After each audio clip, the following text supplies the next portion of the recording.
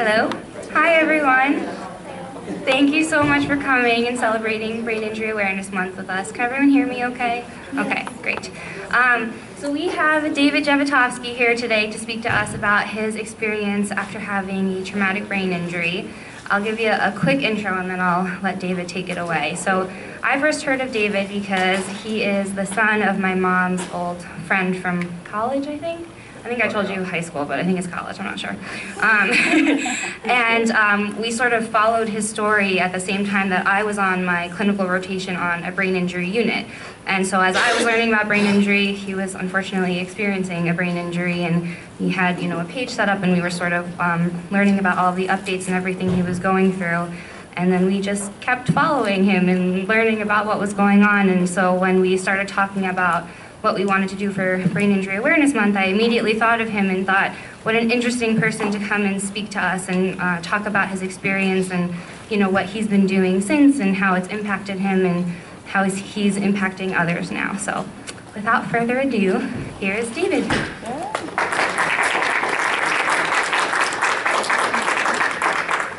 Okay, thank you guys. I'm not sure if I'm going to use this mic, but can you guys hear me? Yes. Okay. Yes. So, hi Burke.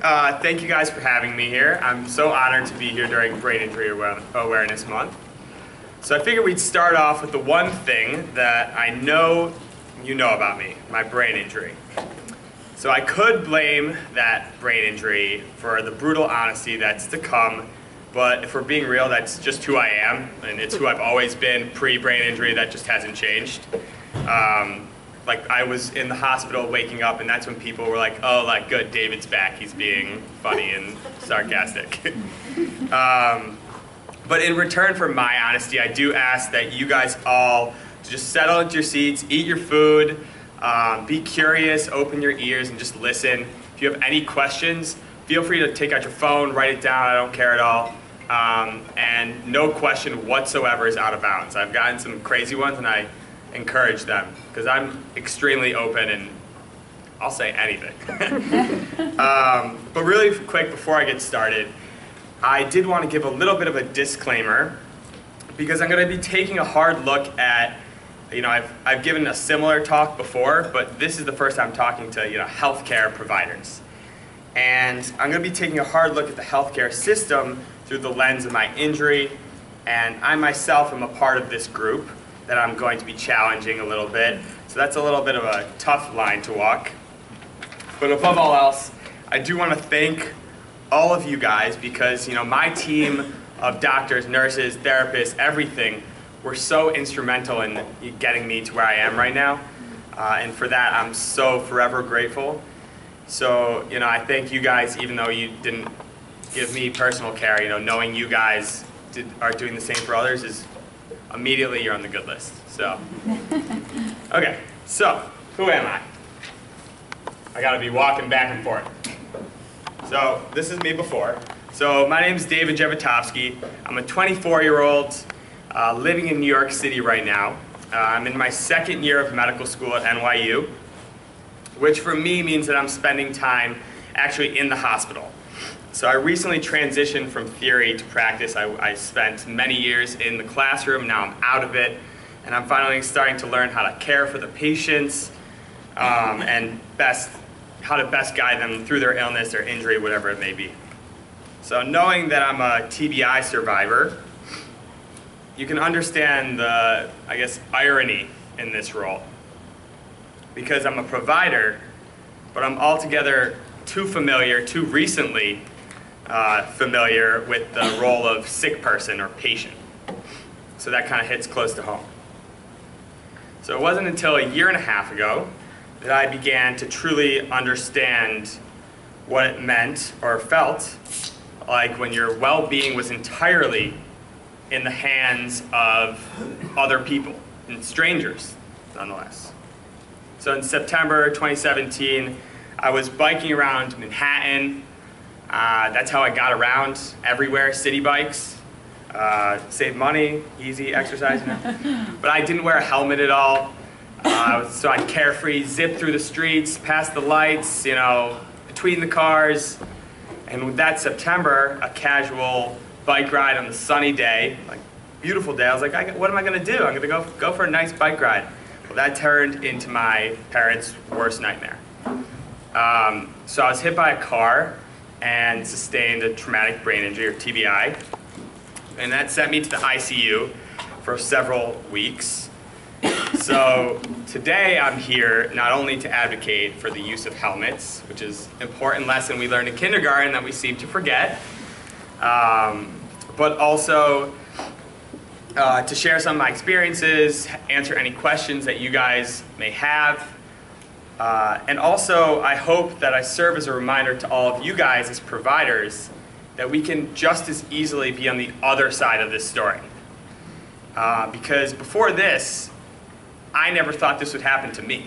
There was no way I was ever going to get hit by a car, no way I was ever going to be in an accident, because it's just, everyone does that. It's like, it's never going to happen to yourself. Until it did.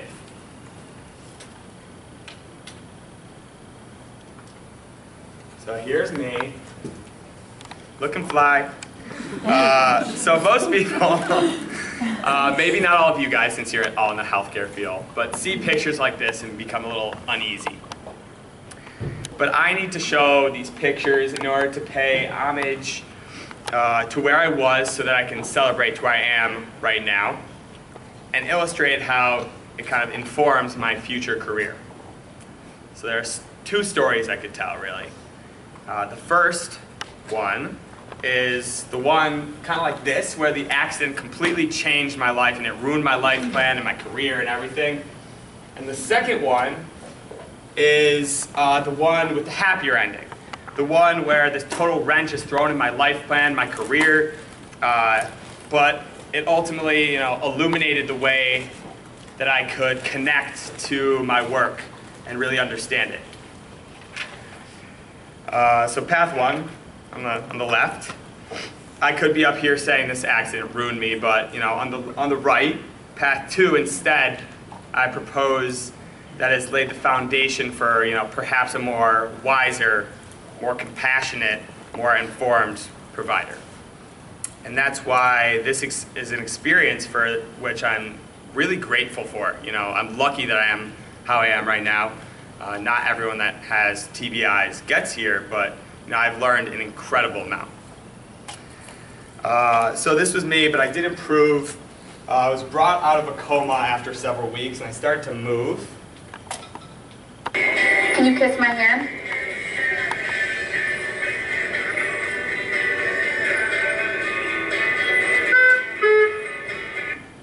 I hate that noise. I really hate it. I see you hear it all the time. So I started to talk. This is one of my first words. That's how you say it.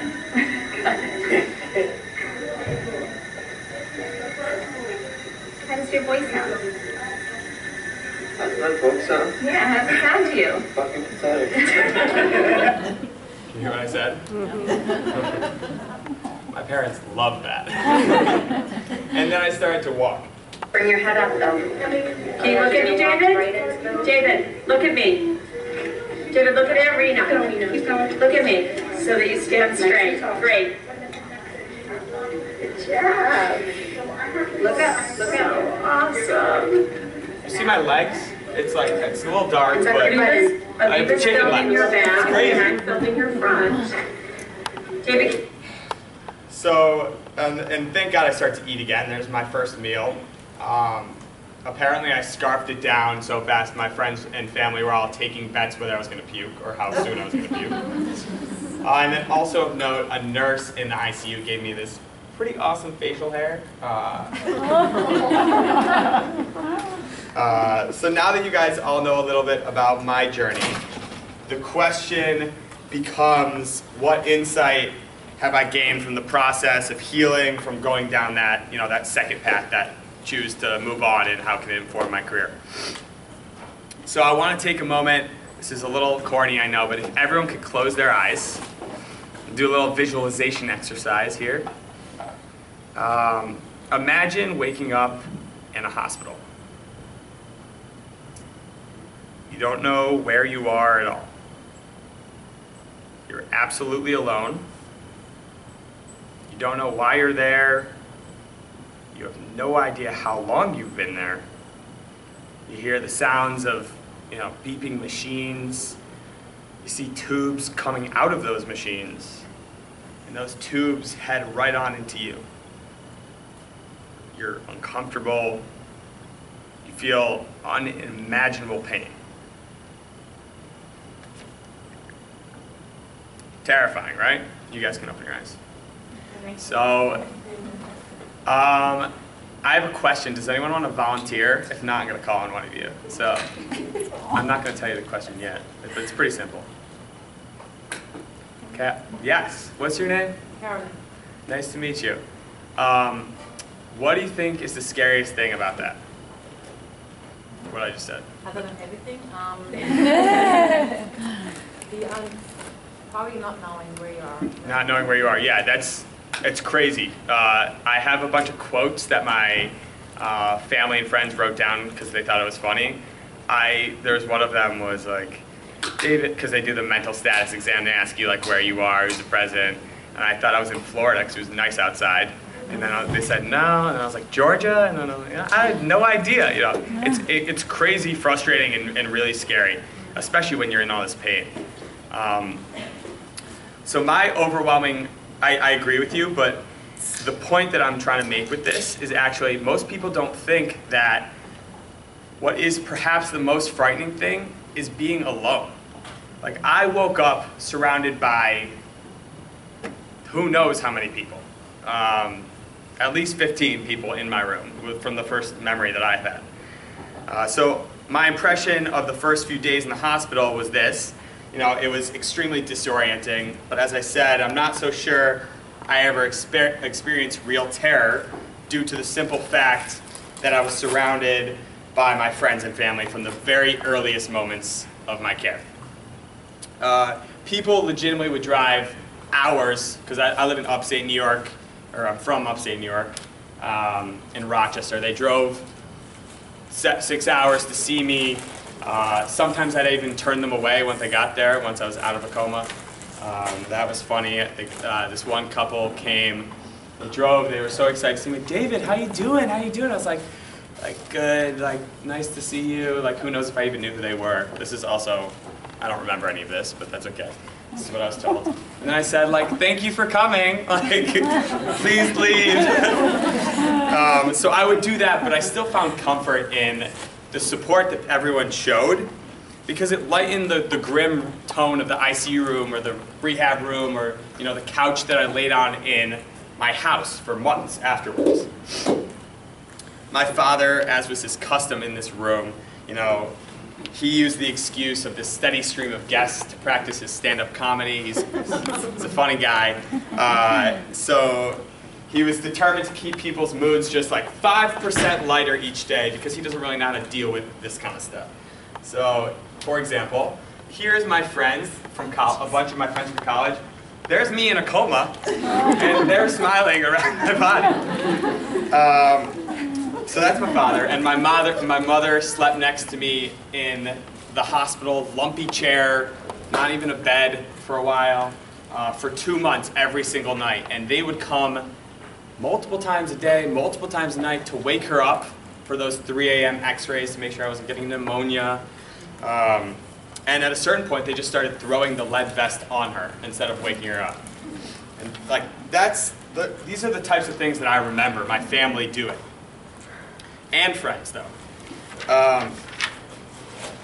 So the reason I'm sharing this with you in excess is to demonstrate the power that others have to make a significant and important, tangible difference in a patient's healing. I can't fathom how I would have survived at all without these people. And I really don't remember too much from these months.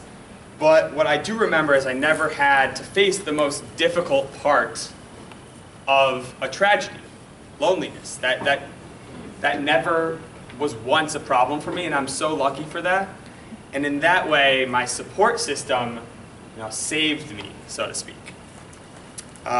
So here's insight number 1 that I have to share, is that support really matters. So the question that follows is, of course, how can we as healthcare providers do a better job making space for this all-important health support system in a process of healing?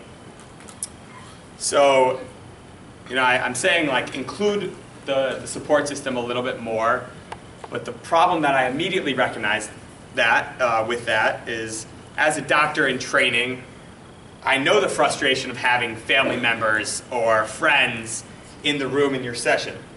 I understand the added challenge that company brings, and I don't want to minimize that frustration at all, because I experience it all the time.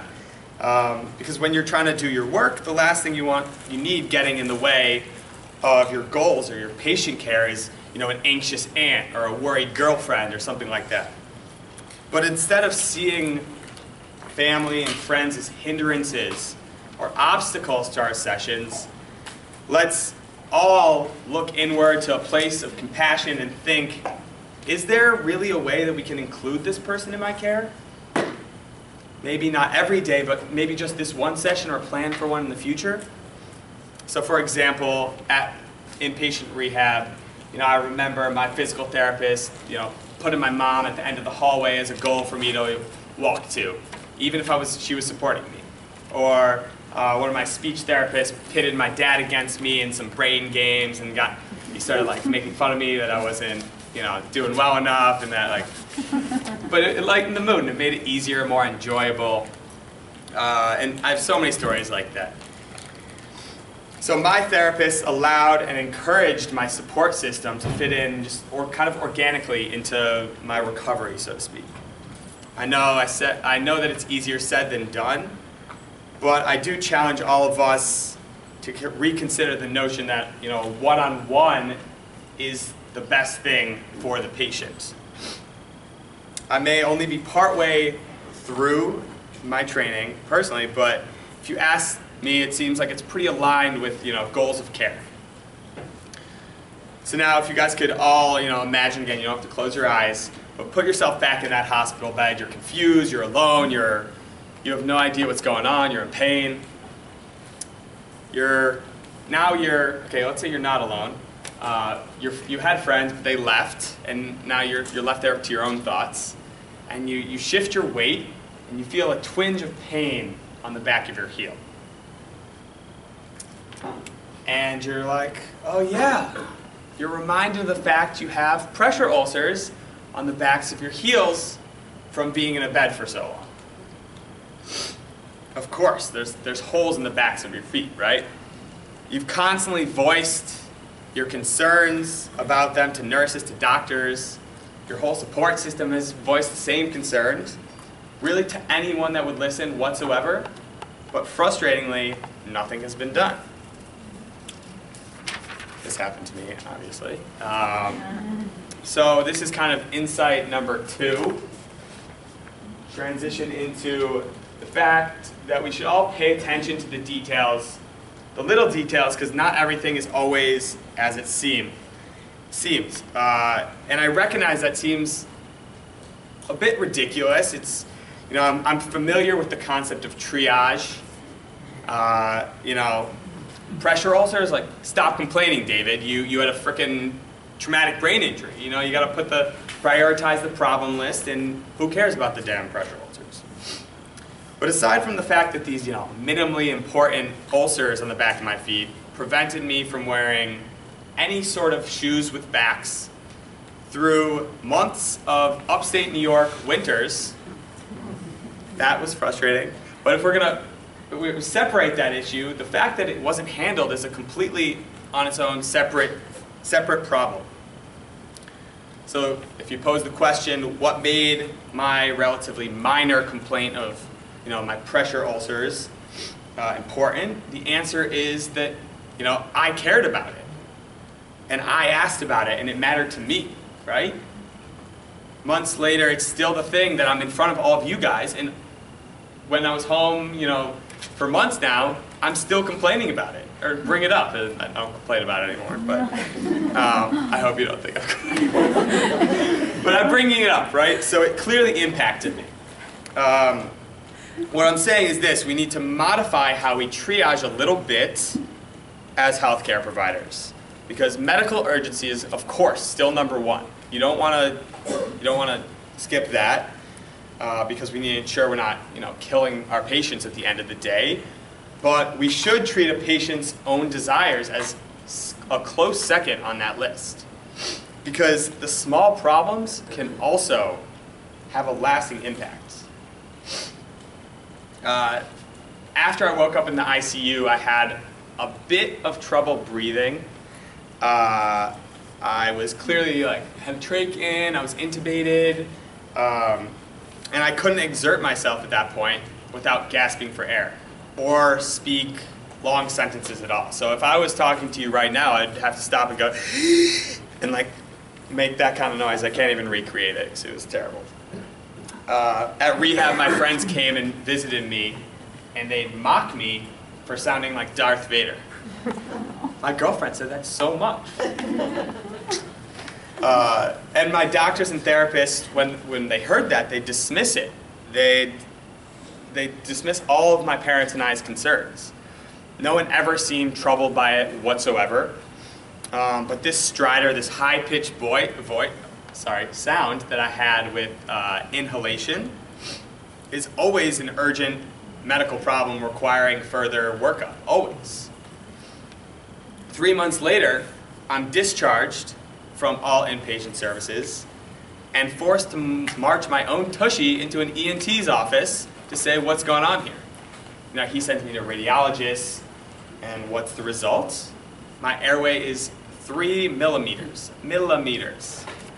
That's the size of a cocktail straw, which is certainly not the size your airway should be. So how did not a single person on my extensive healthcare team catch this problem? Did people not see stridor as a problem? Did they not know it was? Or perhaps, did they expect that it was someone else's problem and not their own? So let's make a commitment here to taking ownership. Caretakers can make a life-changing difference just by tuning into the patient's subtle cues. All it takes really is one person, and I have so many stories like this. Like the one nurse that wouldn't give up on me. She saw me uncomfortable in the ICU, kind of in pain seemingly, but I couldn't communicate at that point. She called the doctors for a consult, and they brushed her off. It was nothing, and she kept pushing and said, something is wrong here. And I had a pulmonary embolism, a clot in my lungs. That could have killed me, right? So there you go. I could have died from it, but one person right there made all the difference, and we all have the power to do that just by saying something and being a little bit persistent. So to repeat myself one more time, I'm not saying that this is a you problem, right? This is a we problem, all of us. As a medical student, I constantly find myself minimizing patients' concerns.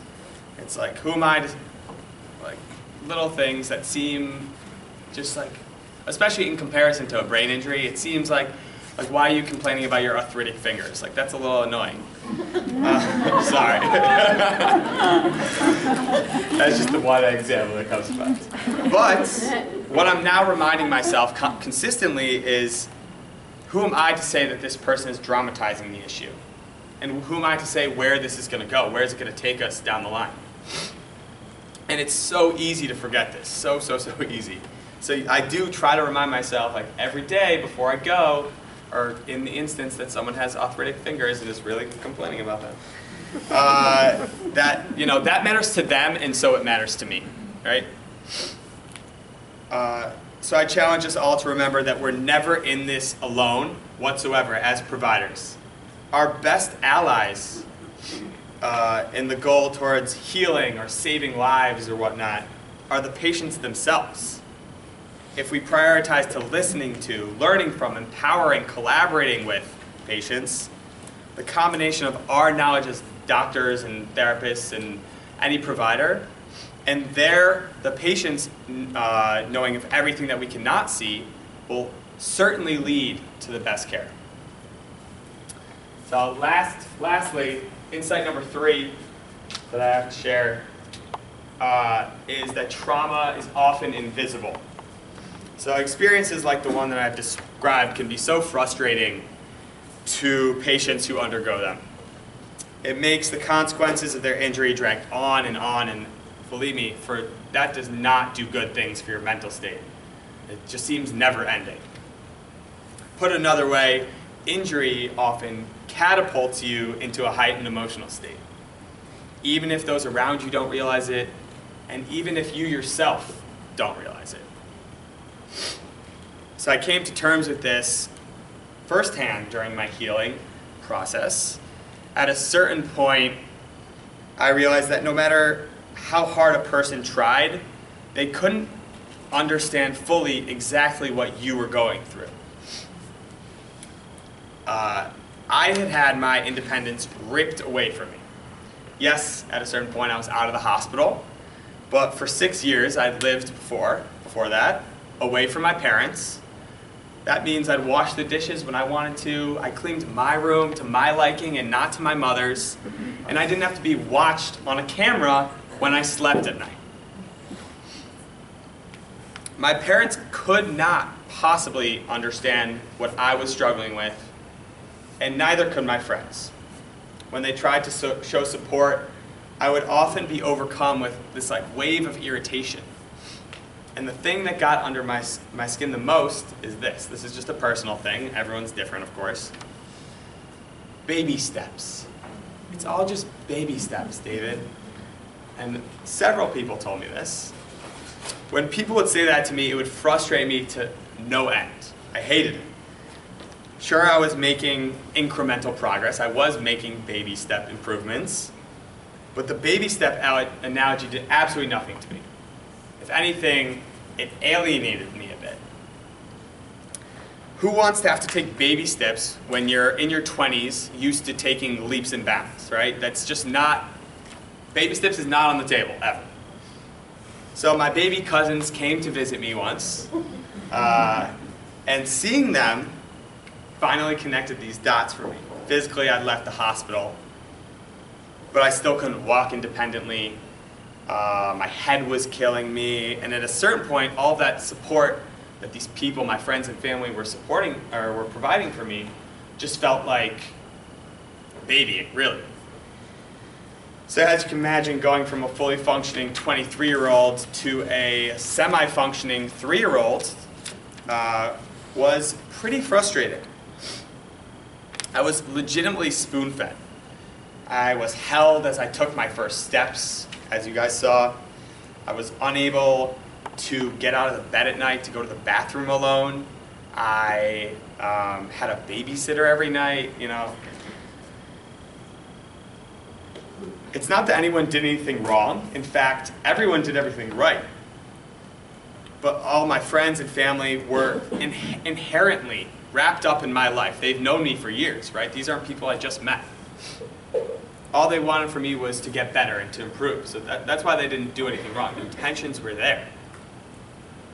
But even with the best of intentions, they were incapable of understanding and empathizing with my struggle.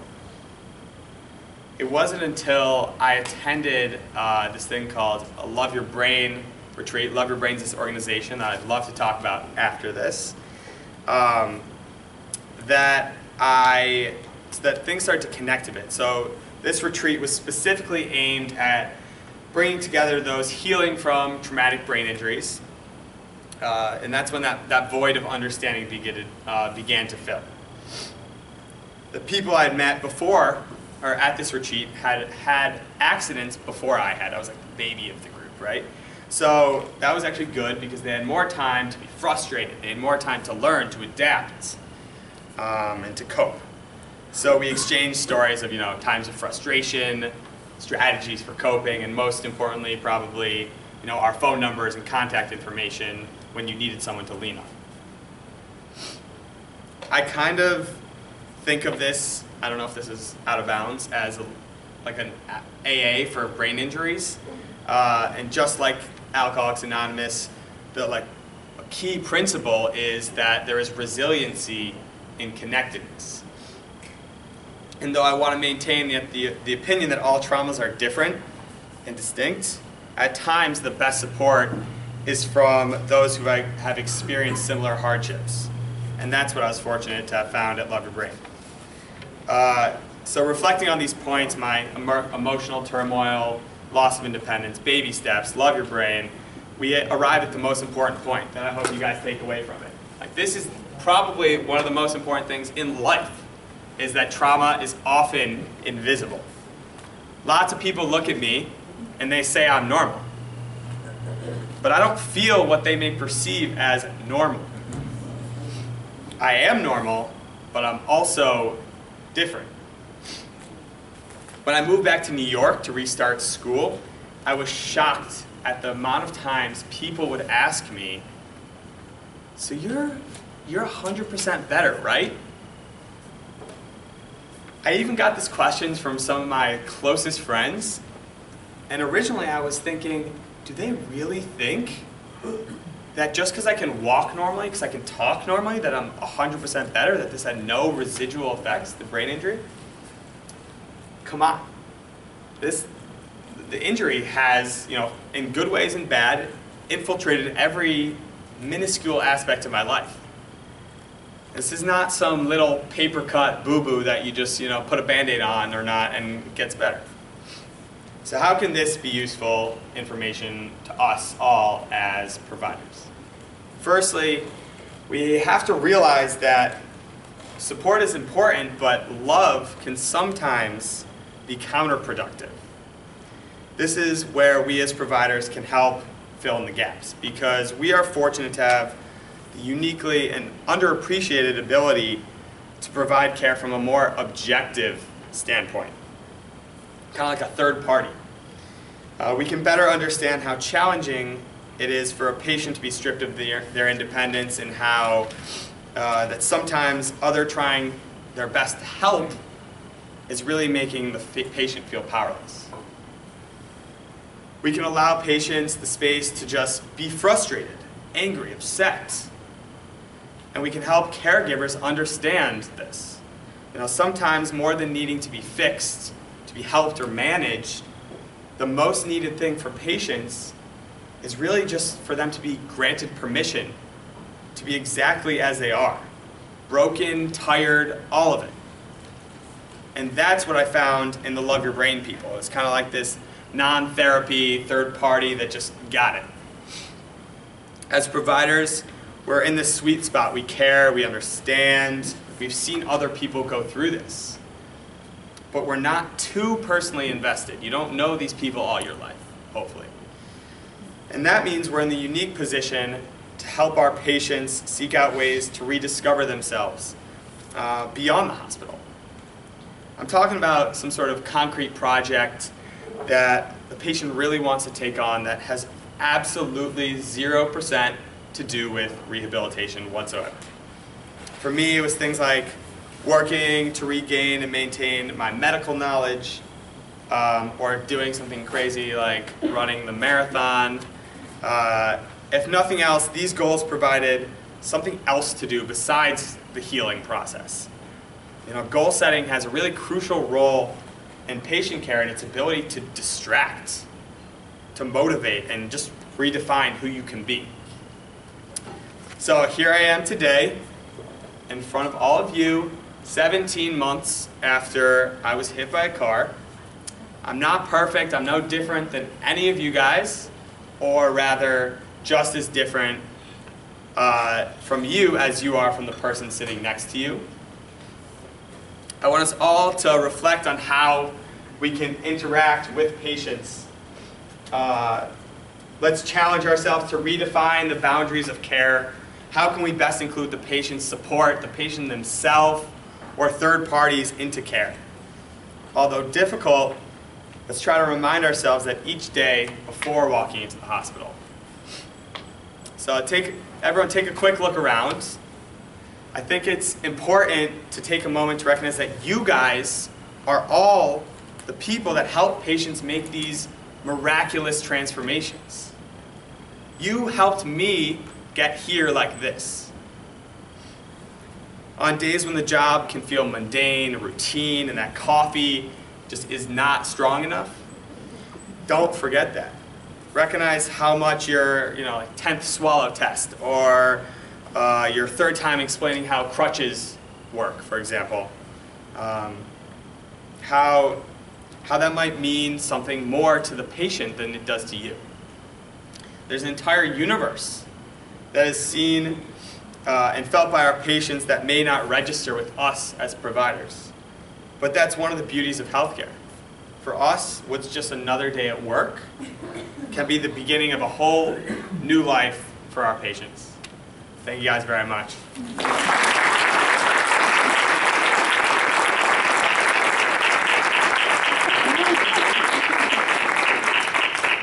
So I'm happy to answer any questions you guys may have, like I said.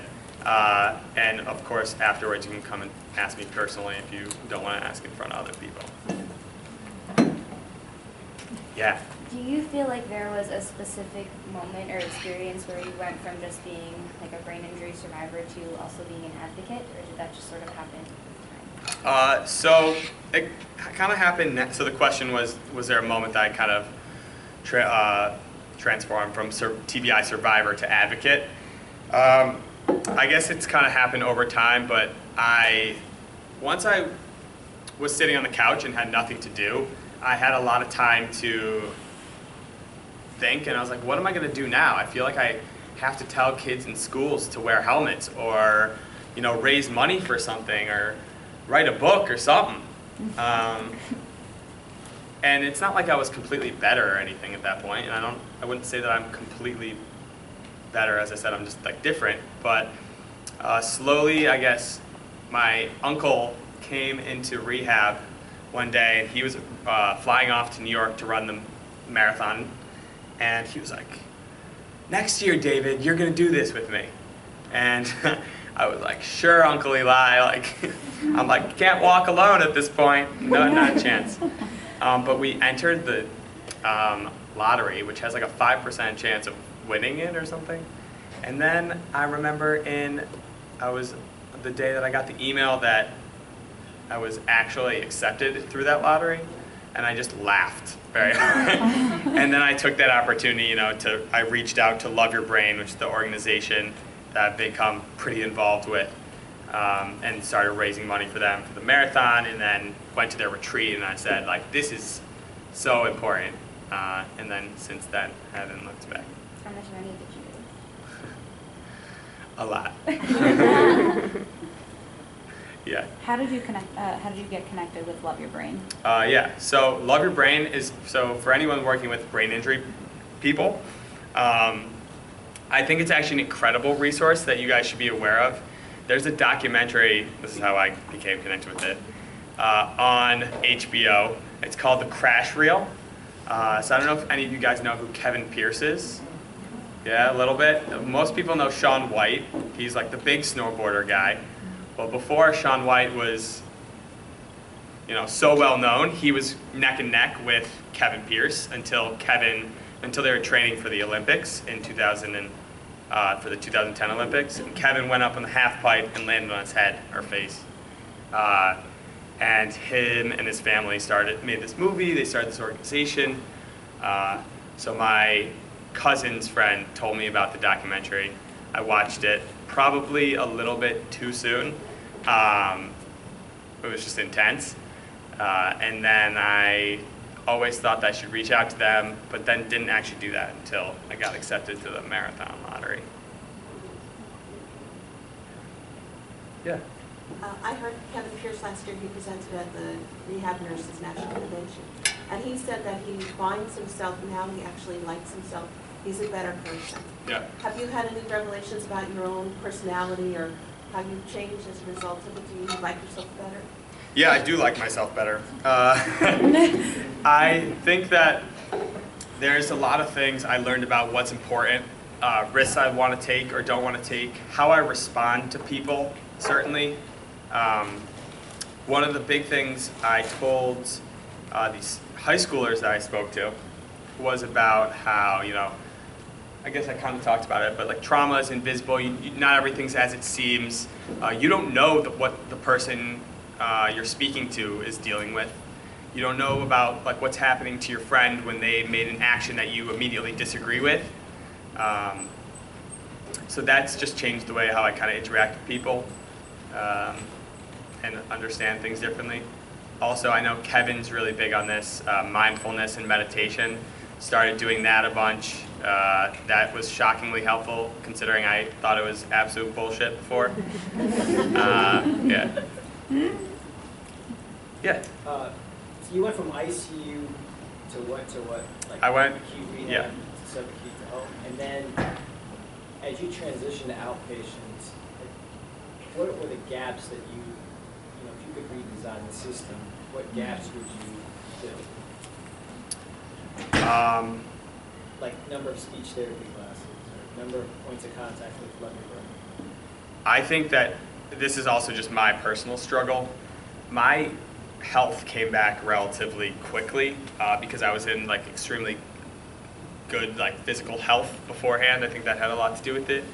I mean, there's certainly frustrating things, but most things that I was dealing with was a lot of mental stuff because, you know, all my friends kept going with school and I'm sitting there on the couch watching them do all the things that I'm supposed to be doing.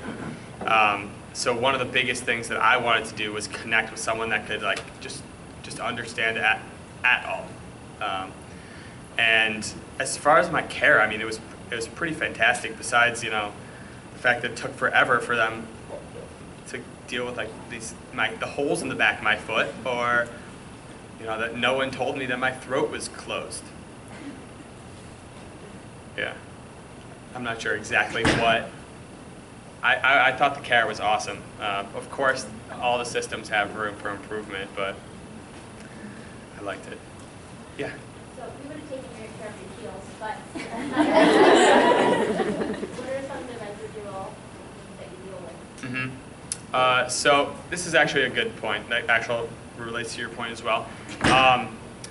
So the biggest things for me, breathing, because I've had to get several surgeries to refix that, and I cough up like mucus and stuff now, which is unbecoming. But mostly mental things. You know, every brain injury is different depending on where you're hitting the brain.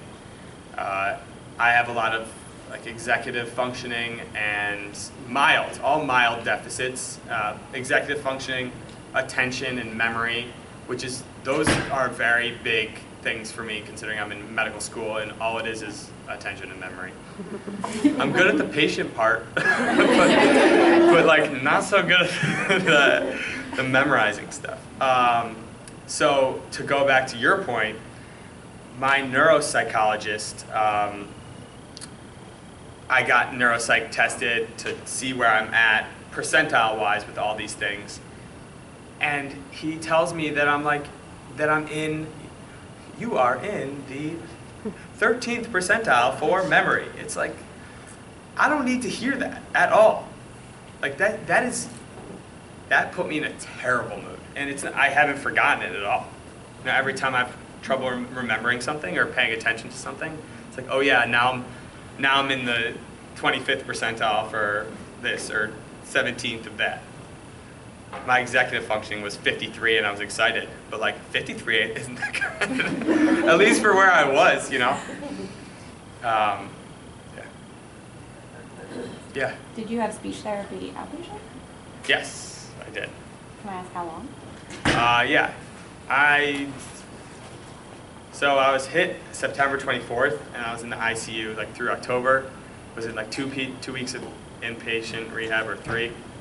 And then I did it for like several months, at least until December or January.